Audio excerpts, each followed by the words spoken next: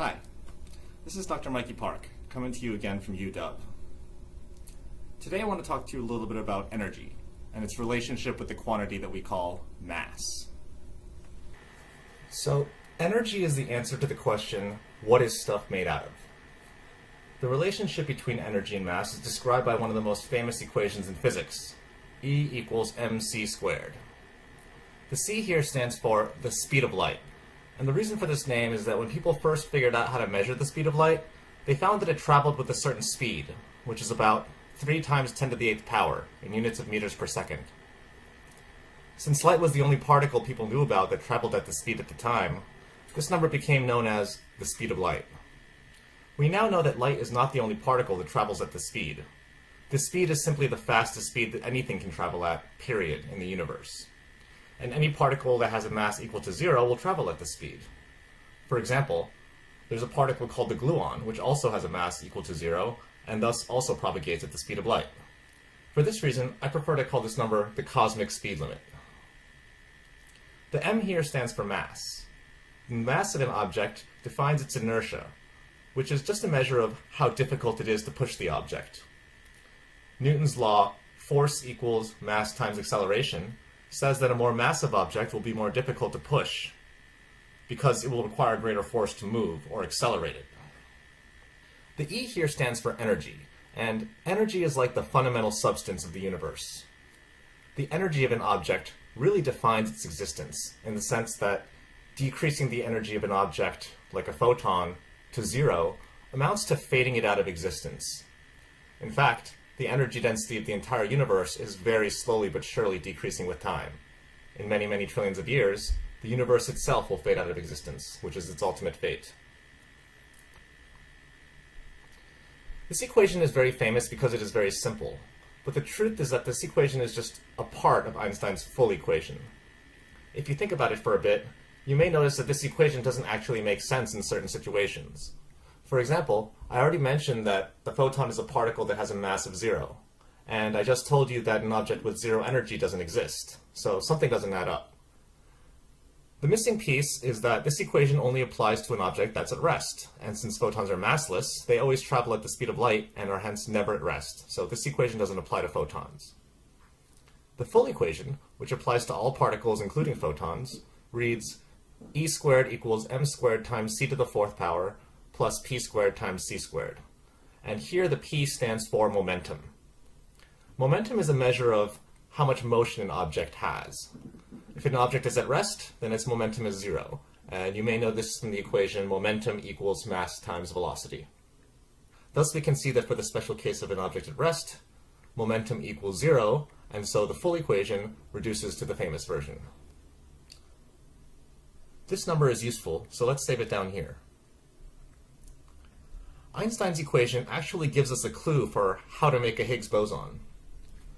One thing that can happen at the Large Hadron Collider is that 2 protons can collide, produce a Higgs boson, and then that Higgs boson can decay into particles of light. Let's call them gamma 1 and gamma 2 to distinguish them. So the first question is, do the protons contain enough energy to create a Higgs boson? The mass of the proton is about 1.6 times 10 to the 27th power in units of kilograms.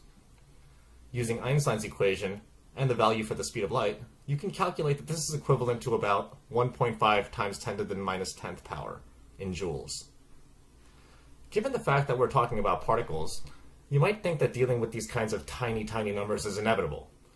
But particle physicists have found it convenient to use a different unit of energy that is better suited for describing particles.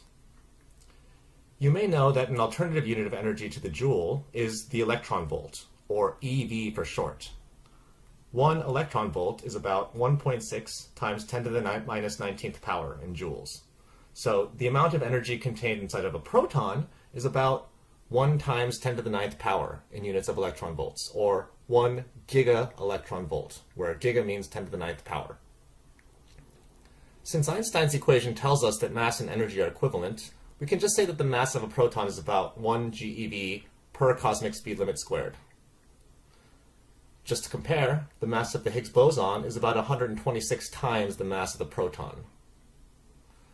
The point is that since the Higgs boson is so heavy, two protons by themselves do not have enough energy to create one.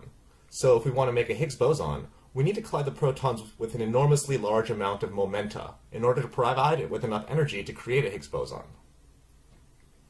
It turns out that making a Higgs boson is the easy part.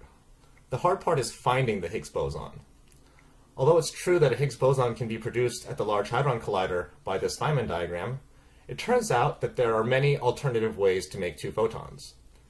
For example, another thing that can happen is that a proton can come in and just spit out a photon while it's traveling, and then it can subsequently interact with the other proton to produce the second photon.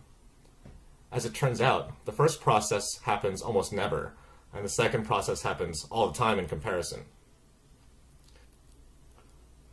However, we can use what we know about the two processes to untangle this mess. The key thing to notice is that these two photons have a common parent. This means that we can use the conservation of energy to deduce something about what happened in this interaction. The conservation of energy tells us that the total energy at the end of the interaction, which is just the energy of the two photons, must be equal to the total energy at some earlier time, like before the decay, when the total energy was just the energy of the Higgs boson. And Einstein's equation tells us that this is just its mass times the cosmic speed limit squared. In the bottom diagram, the energies of the two photons have no such correlation. So one way to find a Higgs boson is just to take all of the collisions that produce two photons and then examine the total energy of those two photons. The ATLAS collaboration at the Large Hadron Collider did just that in 2012 and came up with this plot. This is a plot of the total energy of the two photons divided by the cosmic speed limit squared, which comes from dividing this equation by c squared. Plotted here is this quantity for many, many millions of events. The bump at 126 GeV is the Higgs boson, and everything else is coming from events like the one in the second diagram.